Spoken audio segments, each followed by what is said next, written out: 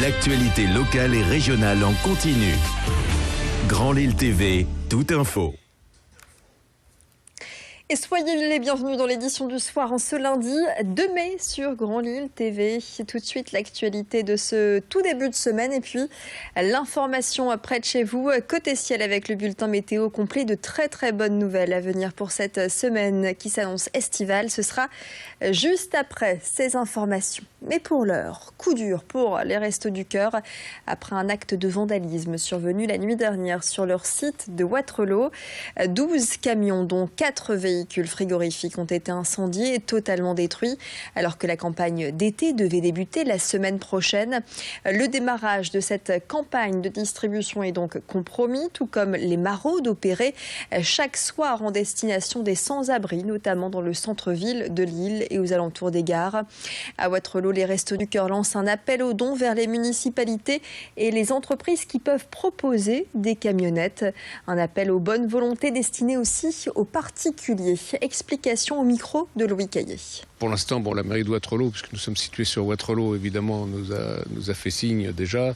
Les autres, on espère qu'ils vont le faire. Ils nous soutiennent déjà en fournissant des locaux où nous faisons notre distribution. Ils nous donnent des subventions ici ou là, etc. Mais il faut aussi que l'ensemble de la population, si elle le peut, fasse preuve de solidarité. Donc sur le site des Restos du Cœur de la région lilloise, sur le site internet, vous trouverez tout ce que l'on peut trouver pour la manière de s'organiser pour faire un don. Voilà. Donc on fait appel vraiment à cette solidarité des personnes.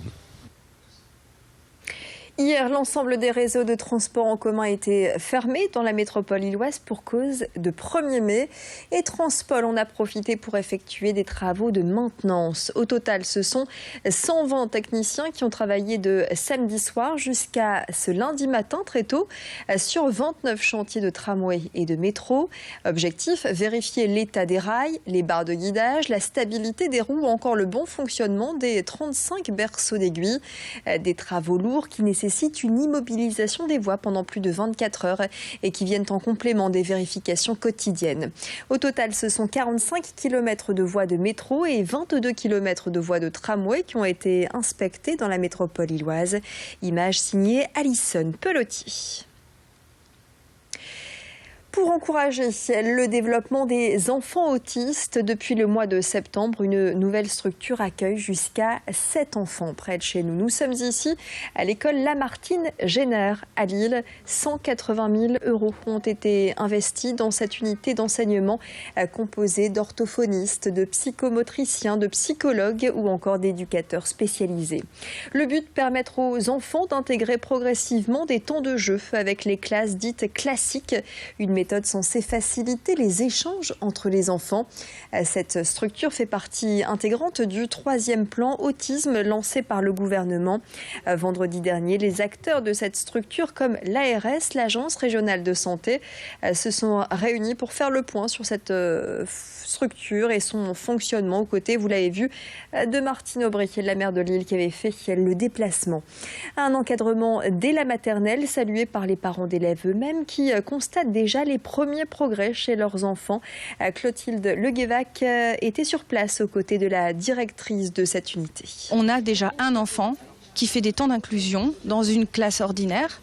On a des enfants de milieu ordinaire qui font des inclusions dans cette unité d'enseignement, et ça, pour des enfants autistes, c'est quelque chose de pas forcément évident à vivre, le partage de leur lieu avec d'autres, et des temps de vie collective, de récréation qui commencent à partager. Et ça, moi, je pensais qu'on aurait droit à ce privilège en fin d'année, et il se trouve que dès le mois de décembre, on a pu déjà commencer ces temps de partage ensemble. Plus de 370 kilos de vêtements récoltés au profit de l'association La Cravate Solidaire. C'est le résultat d'une collecte organisée au sein de l'entreprise Humanis à Lille. Chemises, vestes de costumes et cravates, autant de vêtements qui vont maintenant être redistribués aux salariés les plus modestes ou encore aux demandeurs d'emploi. Et vous le voyez sur ces images, symboliquement, c'est le maire de la Madeleine, Sébastien Leprêtre, qui a remis l'une de ces cravates. L'association La Cravate Solidaire populaire lutte contre les discriminations sur des critères physiques. Elle met gratuitement à la disposition d'hommes et de femmes des tenues vestimentaires de qualité et propose des conseils pour réussir un entretien d'embauche.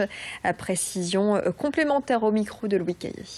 Notre objectif est vraiment clair, notre action elle est vraiment claire et du coup les gens ça leur parle.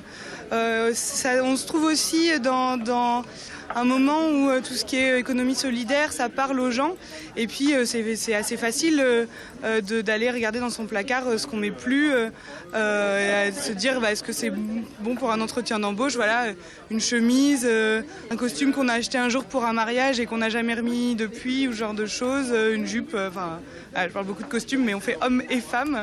Donc voilà. Et en fait, pour les collectes, on laisse toujours le week-end entre les deux. Comme ça, les salariés des entreprises où on va ont le temps de faire leur placard. Ça, ils sont pas trop pressés. On les oblige pas à passer 2 heures le soir chez eux. Et puis événement populaire comme chaque année dans le quartier de Oisem, c'était hier après-midi pour la traditionnelle fête de la soupe. Elle a rassemblé des centaines de personnes venues profiter du beau temps et des recettes de soupe proposées par les habitants eux-mêmes au milieu de fanfares, de spectacles et de lectures vagabondes.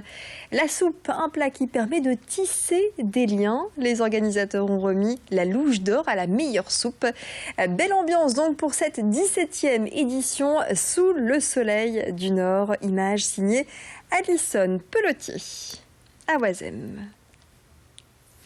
Et c'est la fin de ce flash. Tout de suite, les prévisions météo et puis l'info trafic. Bon début de soirée à vous tous.